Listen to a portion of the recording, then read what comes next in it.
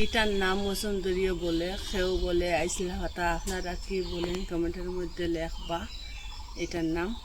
আর তার সাথে লইছি নাগা ধনিয়া পাতা, কেউ বলে নাগা ডোল, কেউ বলে নাগা বাখর। আপনারা কি কোন কমেন্টের মধ্যে লেখবা।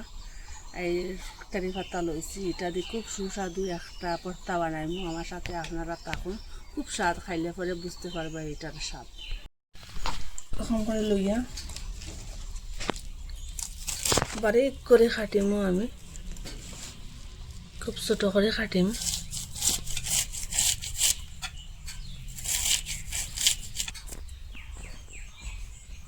এই যে নাগা ধনিয়া পাতাটাও বারিক করে কাটিম, এটা দিয়ে দিলেন। যে কারি পাতাটাও ছোট করে কাটিয়া দিম। এটা ডাটাটা দিলাম না, কারি পাতাটা দিম। এইটা কারি পাতাটা খাইলে সব কিছু উপকার পাইবা, চুলের লাগিয়া, পেটের লাগিয়া, সব কিছুর লাগিয়া। এর সাথে দিমু কাঁচা লঙ্কা 4টা কাটিয়া, 4টা দিম।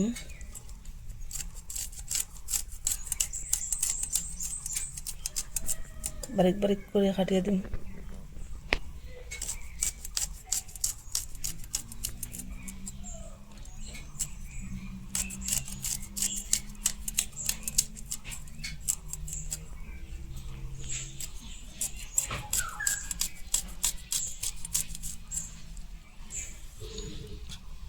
পেঁয়াজটাও আমি ওরকম বারিক করে কাটিয়ে দিম, চুলিয়া দুইয়া উইয়া।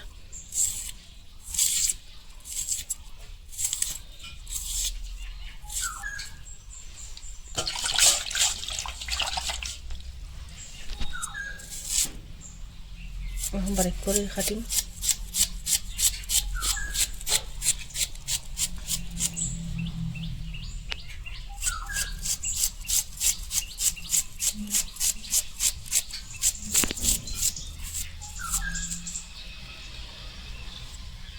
লবণ দিয়ে দিছি, হাতটা ধুইয়া ভালো করে এটারে মিলাইম।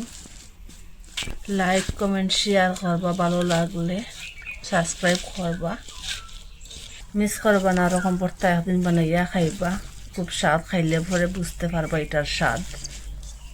আমি ভর্তাটা রেডি করে নিলাম,